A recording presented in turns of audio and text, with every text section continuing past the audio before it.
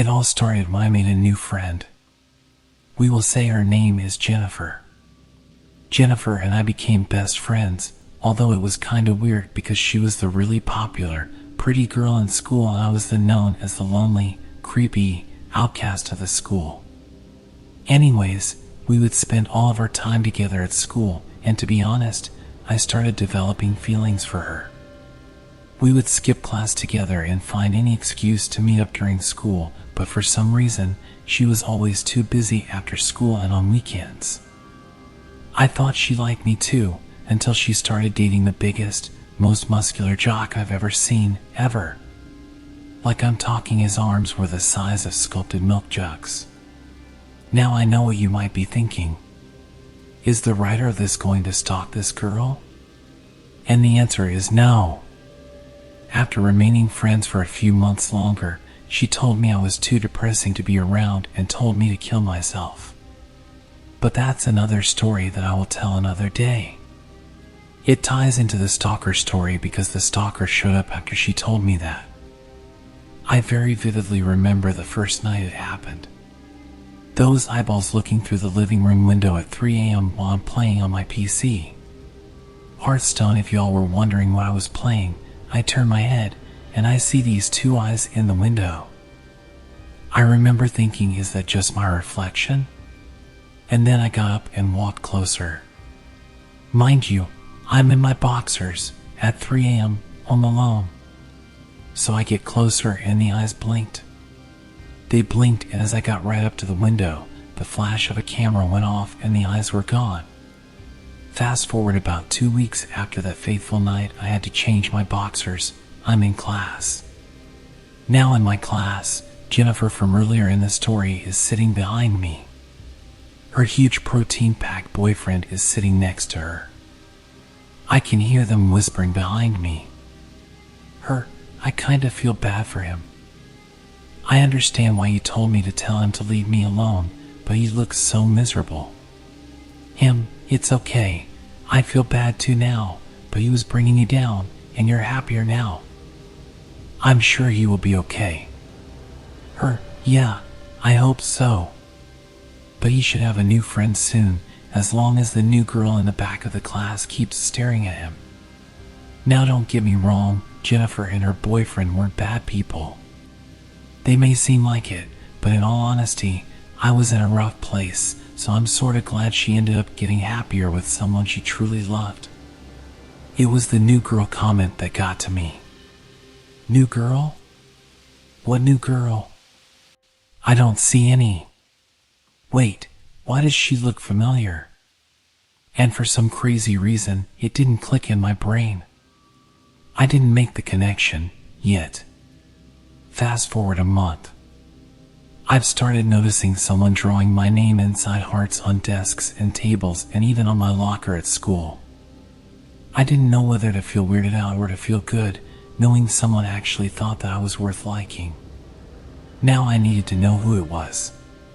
That weekend, I went to a friend's house. It's about midnight on a Saturday, and me and my friend saved up enough money for a pack of cigarettes. It was a pack of Newports.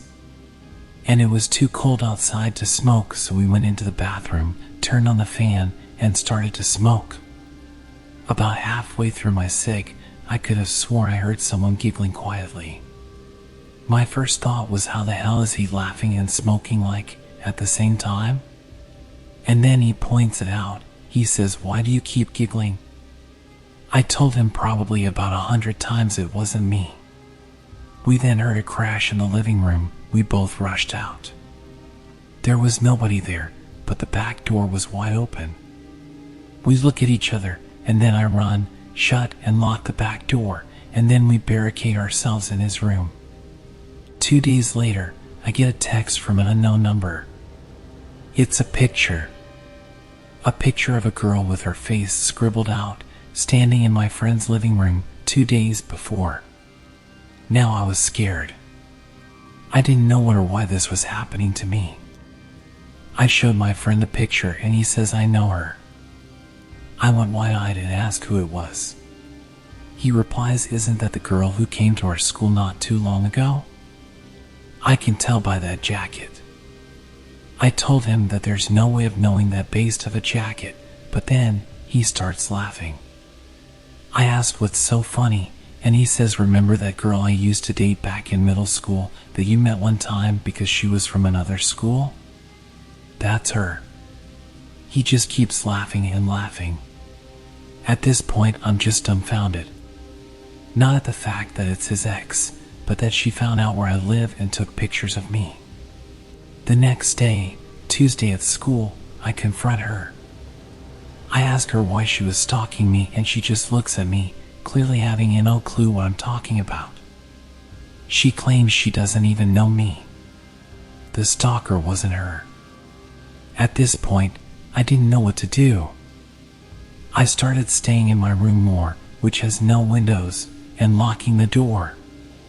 Nothing happened for a while. I thought I was free. But that's when I found it. A note. In my room. Saying, why do you try and hide from me? I just want you to love me as much as I love you. Just accept me. Meet me on the football field at 9 p.m. on Sunday. I did what any curiously terrified person would do. I didn't call the police. I went to the football field. Turns out the stalker, whom of which was a girl, was one of Jennifer's ex-best friends who knew me from conversations she had with Jennifer. Guess she thought me and her were the same, and that the girl we trusted betrayed us both, so we were destined to be together. At this point, I didn't know what to do. I didn't freak out. I just stood there, and she hugged me and told me she knows my pain, the depression, the hate from others. She told me it's okay. And then she ran off. I just stood there not knowing what to say or do, and I never saw her again, never got any more notes or pictures or anything. The scariest part, when I asked Jennifer about her. Apparently, Jennifer's so-called ex-best friend didn't exist. Jennifer didn't know the girl. And neither did I.